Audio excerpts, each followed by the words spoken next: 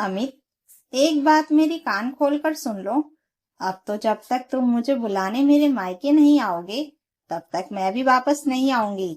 और हाँ, मैं बच्चों को भी अपने साथ लेकर नहीं जाऊंगी। स्नेहा ने अमित के आगे रोते रोते ही सिसकियां भरते हुए कहा।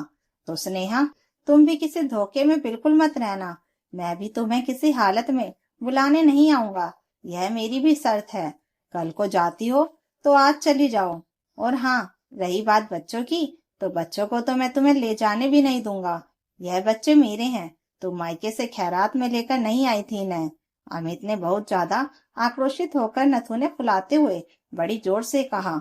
अमित, इसलिए मैंने यह निर्णय कर लिया है क्योंकि जब देखो तब तुम मुझे यही ताना देते रहते हो कि तुम्हें हमारी कोई जरूरत नहीं है। तुमसे मेरा दिल उब गया है। पता नहीं क्यों भगवान ने तुम्हें मेरी किस्मत में लिख दिया। इसलिए जब तुम्हारी जिंदगी में मेरी कोई जरूरत ही नहीं है, तो फिर मैं यहाँ रुक कर भी क्या करूंगी। स्नेहा ने लंबी और ठंडी सांस भरते हुए कहा। हाँ हाँ, बिल्कुल भी मत रुको तुम। और रोक भी कौन रहा है तुम्हें। देख लेना, यह जो चोच दिखा रही हो ना, तुम वो सब 4 दिन में फुर हो जाएंगे और रोते गाते उल्टे पैर ही वापस आ जाओगी। अमित ने अपने पुरुष भाव का दम भरते हुए कहा। यह क्या हो रहा है यहाँ पर। यह क्या तमाशा लगा रखा है स्नेहा तुमने। सासू मां निर्मला जी ने भी उन दोनों की बातों को सुनकर अपने कमरे से निकलते हुए स्नेहा को ही फटकारते हुए कहा। मम्मी जी, आप सब कुछ जानते हुए भी मुझे ही दोष दे रही हैं, जबकि आप खुद एक महिला हैं। कम से कम कभी तो बहू की बातों को समझने की कोशिश कीजिए। स्नेहा ने निर्मला जी की तरफ देखकर याचना भरे स्वर में गिड़गिड़ाते हुए कहा। दोस्त क्या, दोस्त तो स्त्रियों को ही दिया जाता है, और वैसे भी औरत को पुरुष के आगे दमना ही पड़ता है। बेमतलब की जवान लड़ा रही हो तुम अमित से। यह तुम्हारा पति है। पति जो भी करे वह सब जायज होता है। निर्मला जी ने ठहाका लगाकर स्नेहा को उपहास उड़ाते हुए कहा। ठीक है सासू माँ, मैंने भी बहुत दिन सह लिया, लेकिन अब बिल्कुल भी नहीं सहूंगी। और वैसे भी अभी यह जमाना गया जब पुरुष महिलाओं पर हावी रहते थे और महिलाएं उनकी जी हजूरी करती थी। आज स्त्रियां जागरूक हो गई हैं। मैं लड़ना झगड़ना नहीं चाहती, लेकिन अपने स्वाभिमान से समझौता बिल्कुल भी नहीं करूंगी। मैंने अपने भाई को फोन कर दिया है और कुछ ही देर में वह मुझे लेने के लिए आ रहा है। स्नेहा ने कुछ सोच समझकर कहा। बहुत देख लिया हमने तुम्हारा नाटक। चलो देखेंगे कितने दिन रखेंगे तुम्हारे मायके वाले तुम्हें। निर्मला जी ने ताना कसते हुए कहा, क्योंकि अगर स्नेहा मायके चली गई तो घर के कामों और बच्चों की जिम्मेदारी निर्मला जी के कंधों पर आ जाएगी। और उन्होंने तो घर के कामों के इति स्त्री उसी दिन कर ली थी जिस दिन स्नेहा इस घर में शादी करके आई थी। मेरी बहन कोई भारी नहीं है चाची जी हमारे ऊपर। दरवाजे से आवाज आई। स्नेहा का भाई मोहित अंदर आते हुए बोला। वैसे तो मैं खुद ही स्नेहा को समझा रहा था, लेकिन जहाँ स्वाभिमान की बात है वहां मैं सदैव उसके साथ रहूंगा। मोहित, होश में हो ना तुम। अपनी बहन के ससुराल में खड़े हो। जरा सोच समझ कर बोलो। लड़की वालों को आवाज ऊंची करने का हक नहीं होता। ना जाना ना समझा, और तुम भी अपनी बहन का पक्ष लेने लगे। अमित मोहित की बात सुनते ही एकदम से तमक कर बोला।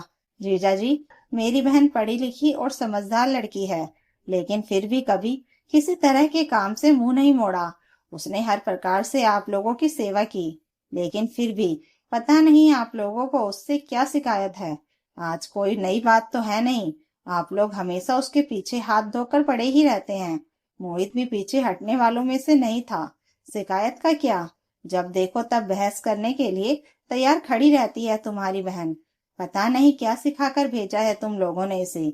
अमित ने तिलमिलाते हुए कहा। जीजाजी, ऐसे बिना वजह कोई बहस नहीं करता। अभी 1 महीना पहले जब आप बीमार पड़े थे, तब हर तरह से स्नेहा ने आपकी तीमारदारी की थी, लेकिन आपको तो उसकी कोई परवाह नहीं। उल्टा उसी पर झूठे आरोप लगा रहे हैं। वह भी एक इंसान है। 2 बच्चों और आप सबकी जिम्मेदारी उसके कंधों पर है। आप लोग बजाय सराहना के उसे हमेशा लताड़ ही लगाते रहते हो। परेशान होना स्वाभाविक ही भी है।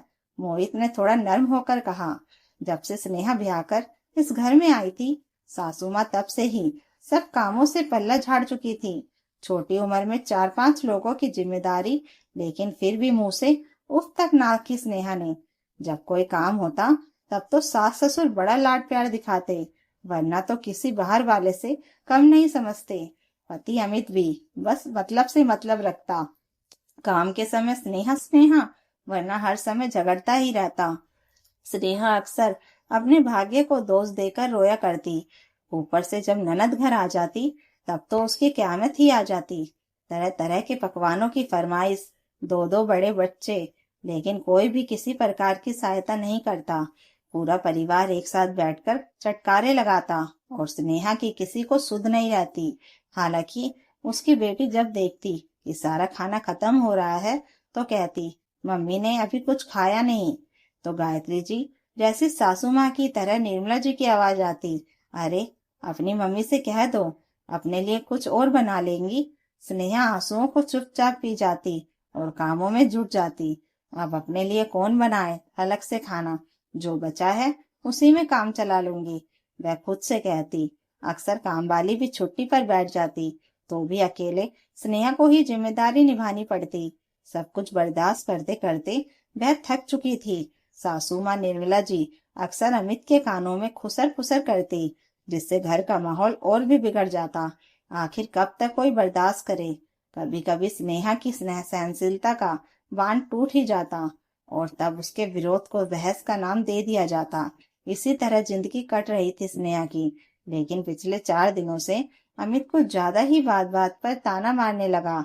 अपने ना चल रहे प्यार की झल्लाहट स्नेहा पर उतार देता। अब स्नेहा की सहन शक्ति जवाब देने लगी थी और वह अपने स्वाभिमान के लिए उठ खड़ी हुई। आज उसने ठान लिया कि अब चुप नहीं रहूंगी और वह अपने भाई मोहित के साथ चल दी। जैसे जा रही हो वैसे ही वापस आना। अमित ने आंखें तरेर कर कहा, जिस दिन आपको मेरी जरूरत महसूस हो और आप मेरा सम्मान करना सीख जाए, उस दिन मुझे लेने आ जाना। तब का तब देखा जाएगा। यह कहकर स्नेहा अपने भैया के साथ चली गई। ना अमित ने उसे रोका, ना स्नेहा ने रुकना कबूल किया। समय बीतता गया, 2-3 महीने गुजर गए। अब घर की सारी जिम्मेदारियां निर्मला जी के कंधों पर थी। वह थक गई, चिड़चिड़ी हो गई। बच्चों को डांटना, मारना, पीटना आम बात हो गई।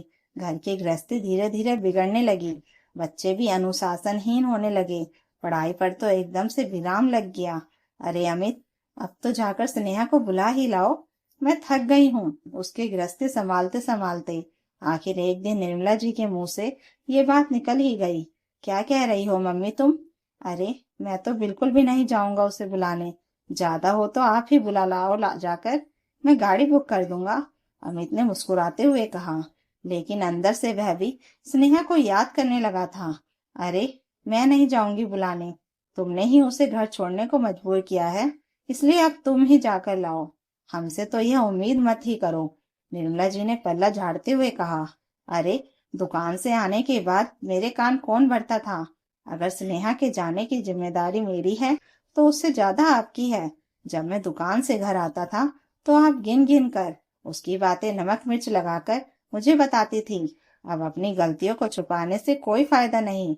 अमित का स्वर अब नरम पड़ गया। अच्छा बेटा, लेकिन अब एक दूसरे को दोष देने से कोई फायदा नहीं। थोड़ी गलती हमारी, थोड़ी तुम्हारी।